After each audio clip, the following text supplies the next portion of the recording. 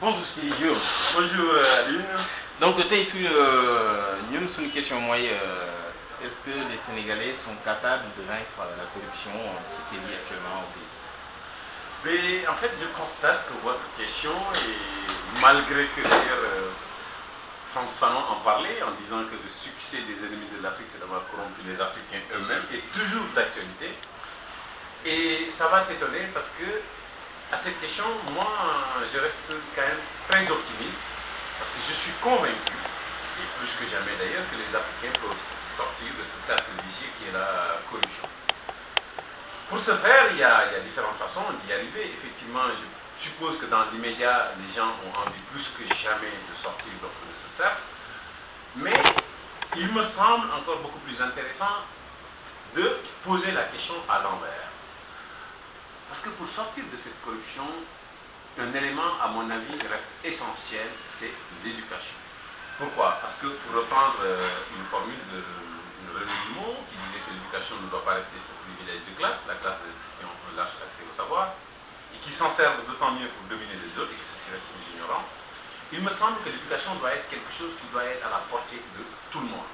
Et c'est que de cette façon-là que des gens instruits, des gens qui ont suffisamment de recul, qui ont une aspiration au bonheur, au développement, pourront un moment prendre leur destin en main et faire face à une élite défaillante, faire face à une élite qui ne se rend plus compte, en tout cas, des questions morales, parce que bien évidemment, d'ailleurs, il y a le... Oui. Donc, effectivement, comme je disais, donc l'éducation, pour moi, demeure la clé. Il demeure, en tout cas, l'élément fondamental pour sortir de cette corruption.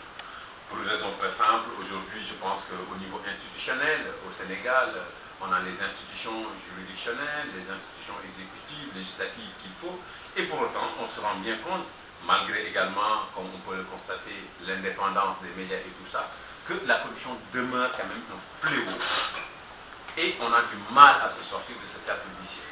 Donc, comment faire pour y arriver?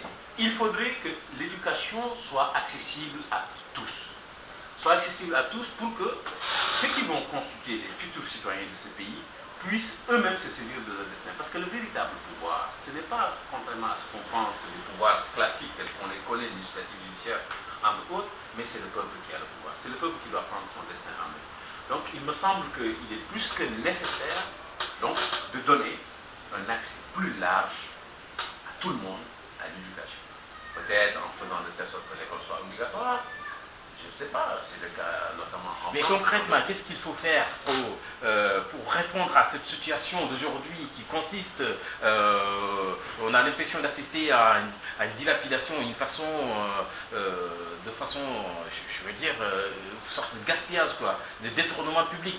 Mais tout à fait, Alice. Comment répondre à ça concrètement? Est-ce qu'il faut les humilier, ces gens? Est-ce qu'il faut les punir, comme on le fait aux États-Unis, en les mettant sur les coups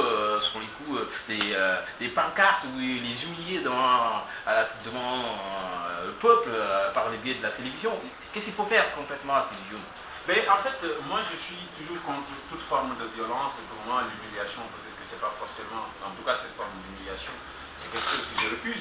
Mais je crois qu'on peut faire quelque chose de très simple. D'abord faire en sorte que les médias fonctionnent très bien, parce qu'aujourd'hui, si on est au courant de tous ces aspects-là, c'est grâce quand même à certains médias et à quand même un travail considérable qu'ils effectuent. Mais autrement également, il faudrait que la justice fonctionne. Il faut que la justice fonctionne efficacement pour prononcer des sanctions exemplaires pour que, et qui sont à la fois dissuasives. Il ne s'agit pas de temps en temps de sanctionner de façon symbolique. Non, il faudrait que les sanctions soient beaucoup plus fortes. Et sans pour autant jeter la pierre à l'Occident, il y a également un autre problème qui se pose, c'est que ces bailleurs de fonds dont vous parlez, qui donnent effectivement de l'argent à nos États, etc. Il faudrait qu'eux aussi qu'ils fassent un peu preuve de plus de diligence. Parce qu'ils n'ignorent pas le fait que cet argent, souvent, est détourné au profit, par exemple, d'ambitions personnelles. Donc il faudrait également que ces bailleurs de fonds jouent pleinement leur rôle. Il y a un truc aussi très simple. D'ailleurs, c'est une idée que j'ai failli suggérer, mais bon, pour l'instant, je pense que c'est toujours encore à l'état de balbutiement. Pourquoi ne pas incriminer au même titre que certains crimes internationaux? Parce qu'on dit bien que les crimes de génocide, effectivement, je ne veux pas faire la comparaison entre les deux, ce serait un peu exagéré, mais le détournement de l'aide envers ces pays-là ne puissent pas être incriminés devant des tribunaux internationaux comme la Cour pénale internationale également. Donc la question se pose et je m'interroge. Donc effectivement les Sénégalais ont un rôle à jouer. C'est à eux d'abord de prendre leur destin, mais il faudrait aujourd'hui que les institutions internationales, que les institutions financières jouent également pleinement leur rôle. Parce que je pense qu'il manque un tout petit peu de classer dans la façon, par exemple, de venir en aide à ces États-là et de donner cet argent à des dirigeants, tout en sachant que cet argent sera détourné et ne sera jamais mis au profit des populations. Donc vous voulez dire que par là, il faut que vous dites qu'il faut que les Sénégalais eux-mêmes s'occupent du problème, et pour cela, il faut qu'ils soient instruits, donc éduqués. Donc ce qui veut dire l'éducation au centre. Et vous avez parlé aussi des institutions. On entend par là que les institutions sont faibles. Je ne sais pas si c'est les hommes qui détiennent ces institutions qui sont faibles, raison pour laquelle ces institutions véritablement qui est faible. Mais ces institutions-là, par exemple le mécanisme de séparation des pouvoirs, on nous en parle de façon purement théorique au Sénégal, ça existe, mais on voit concrètement que dans la réalité, il n'y a pas de véritable séparation des pouvoirs, parce qu'on voit bien qu'il y a une imbrication entre les différents pouvoirs. Ce qui fait que, d'ailleurs, le pouvoir judiciaire ne peut pas jouer pleinement son rôle. Parce que, à qui on reproche souvent de détourner de l'argent, et d'ailleurs à l'exécutif au Sénégal. Mais on voit bien que cette imbrication des pouvoirs fait que les pouvoirs sont trop interdépendants. Donc je pense qu'on a beau vouloir faire confiance aux hommes, mais les hommes sont défaillants par nature. Donc pour moi, il est plus qu'essentiel qu'il y ait un véritable mécanisme de séparation des pouvoirs, mais ça c'est dans l'immédiat. Ça c'est pour essayer de régler le problème, en tout cas de l'enrayer plus ou moins dans l'immédiat. Mais la meilleure façon de régler le problème, c'est de le régler à long terme. C'est de régler à long terme en mettant en place un système éducatif efficace et de garder performant pour que, dans les années à venir, que les populations, parce qu'aujourd'hui, demandent à beaucoup de Sénégalais. D'ailleurs, j'en veux pour exemple, à l'époque du président Diouf, lorsque un de ses ministres avait annoncé le fait qu'il avait détourné de l'argent, il a été applaudi. Donc ça montre l'état d'esprit des gens. Mais tant que le peuple ne sera éduqué, les mesures que l'on mettrait en place, quelles qu'elles soient, ne seront jamais efficaces. Et donc sur ça, sur ce, donc si je retiens bien, mais est-ce que vous pensez, donc vous misez beaucoup sur l'éducation, mais est-ce que vous ne pensez pas que ce serait mieux de garder nos meilleurs? Parce que tous les ans, on envoie dans toutes les classes de terminale au Sénégal, tous les meilleurs, on les envoie en Europe. Ils reviennent. Pour la plupart d'entre eux ne reviennent pas. Est-ce que ce n'est pas une façon de se débarrasser de ces meilleurs et pour dire aux moyens bons, vous avez la responsabilité de diriger ce pays. Je vous entends très bien, mais en fait, je crois que c'est pas l'idée, c'est pas de vouloir se débarrasser des meilleurs, et d'ailleurs même, à mon avis, ce ne serait pas judicieux de garder les meilleurs. Pourquoi? Parce que si on garde les meilleurs, on n'en ferait pas des meilleurs. Parce que plus ils vont partir, plus ils vont voyager, je crois que plus ils vont apprendre. Non, mais si on a des bonnes universités, des bonnes écoles, on a un enseignement qui est un enseignement efficace, on peut avoir des bons, comme tous les pays du monde, je pense, non? Mais tout à fait, si on a un bon système éducatif, d'ailleurs, ça revient à ce que je disais, l'essentiel, le caractère fondamental de l'éducation. Mais le fait de les envoyer à l'étranger, pour moi, ça ne pose aucune difficulté de s'enrichir, parce qu'on en a des exemples dans le monde entier. On voit l'exemple de la Chine, on a vu l'exemple de grandes nations. Aujourd'hui, le Brésil, qui est un pays émergent, qui envoie un certain nombre de ses étudiants à l'étranger. Mais vous ne pensez pas qu'ils partent très tôt, ces jeunes-là, parce qu'ils sortent de la classe terminale à 18 ans, même pas, parfois ils sont partis. À mon avis, ce n'est pas le fait de partir très tôt qui pose un problème. À mon avis, c'est la façon de partir. Parce que ces jeunes sont très mal encadrés pour le départ.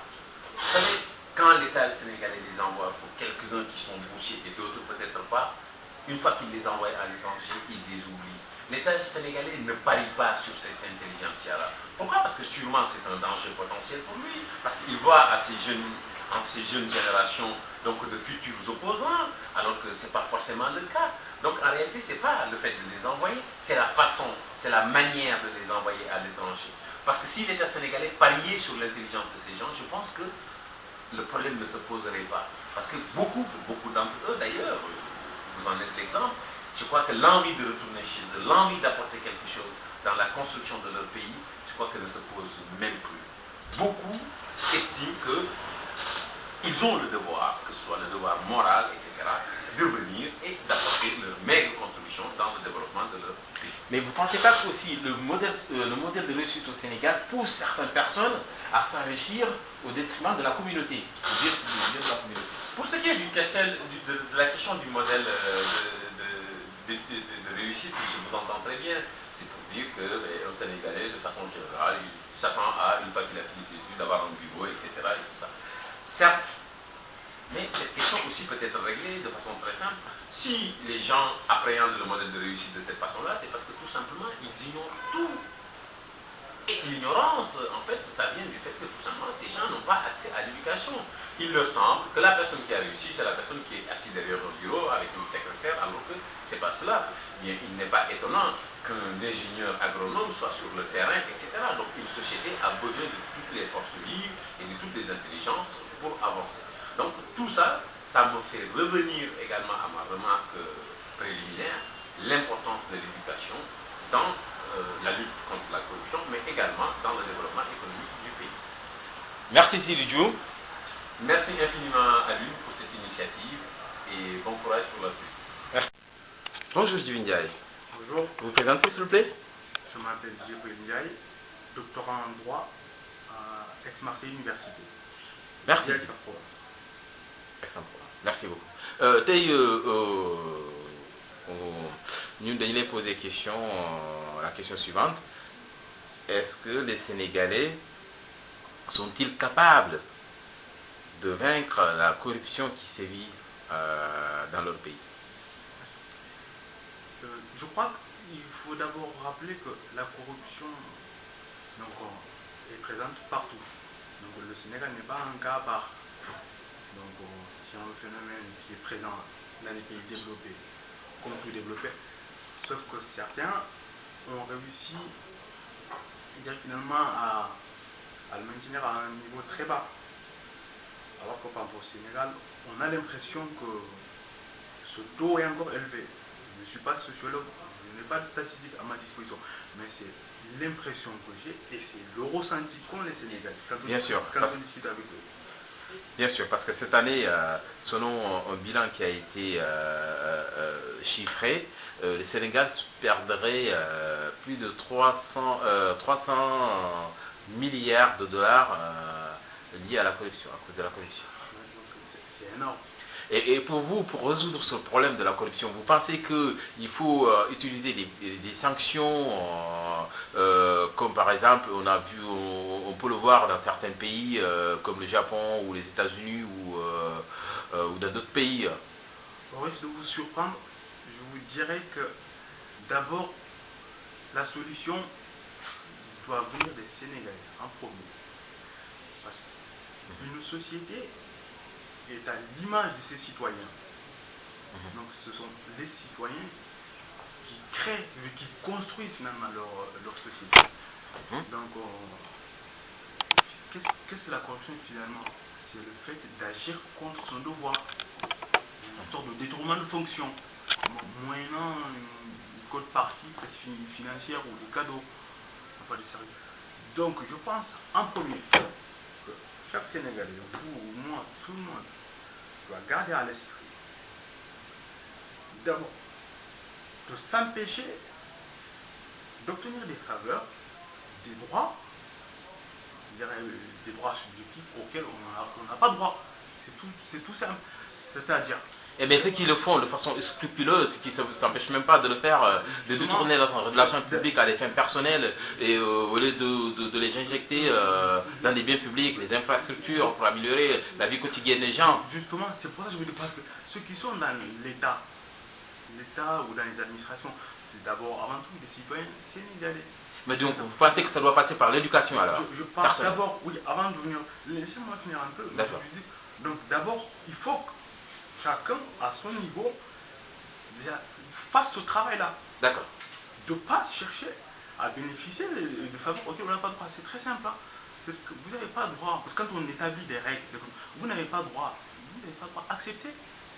Donc Et évitons aussi celui qui travaille aussi, par exemple, qui est dans l'administration ou sur n'importe quel, ou dans le privé, quand il exerce ses fonctions, il garde à l'esprit qu'il fasse son travail correctement. Je ne suis pas donneur de leçons, mais il ne faut pas qu'il se laisse tenter. Est-ce qu'il y a une solution? Il ne faut pas qu'ils se laissent tenter. D'abord, c'est pour ça que je dis, d'abord les gens en premier. Si nous tous, nous faisons ce travail-là, en se disant d'abord, parce que les Sénégalais sont capables, hein. On a vu que les Sénégalais sont attachés à la liberté d'expression, ils sont attachés à la démocratie, et quand il faut parfois le montrer, ils le montrent. Donc je pense aussi, la corruption, si le degré d'acceptabilité ne nous convient plus, on peut faire ce travail-là. Donc celui qui est dans la vie privée, c'est celui aussi quand il va travailler, qui garde à l'esprit, voilà, il ne faut pas qu'il agisse contre son devoir. C'est la première chose. Ensuite, quand la société fait ce travail-là, qui est chargé d'appliquer la loi? Quand la corruption avant tout, c'est un délit quand même, hein. Donc c'est la justice. Donc quand les gens changent et que les gens ne tolèrent plus certains actes, les juges gèrent le pouvoir judiciaire. En gros, suivront, même s'ils ne suivent pas, donc la pression fera en sorte que les lois, si les lois ne sont pas assez sévères, donc les lois changeront, voilà, et que les gens seront moins laxistes. D'abord. Et pour continuer, à l'école, moi je suis partant dans les cours d'instruction civique, comme ce qu'on a connu nous, donc entre les cours de morale et même des cours sur l'État, on peut aussi inclure un cours concernant la corruption, juste expliquer ce que c'est, en sensibilisant les jeunes, en disant que là, ayons en tête ce phénomène-là. C'est juste un comportement, hein. C'est juste une société. Si nous refusons la corruption ne sera plus là. Donc c'est simple, parce qu'on refuse, donc refuser ça veut dire on ne va pas chercher à corrompre quelqu'un, et quand nous on ne va pas se laisser corrompre. Et le juge, donc ceux qui vont enfreindre des lois, en l'administration, compagnie, à ce moment-là, ils seront traduits devant la justice, mais il faut aussi qu'on garde à l'esprit, il faut que cette justice continue d'être irréprochable. Il ne faut pas que les gens aient l'impression que voilà, ils sont jugés pour des raisons politiques ou ailleurs. Je pense que voilà, quand la personne est jugée de manière très objective et que les gens, la population est courante de ce qui se passe, je pense qu'il n'y aura pas de problème. On aura gagné un peu de temps, si je peux m'exprimer ainsi, parce que c'est une lutte qui s'annonce dans la durée. Donc on ne l'éradique pas facilement comme ça. Je pense aussi que finalement, agir un peu sur le niveau des salaires.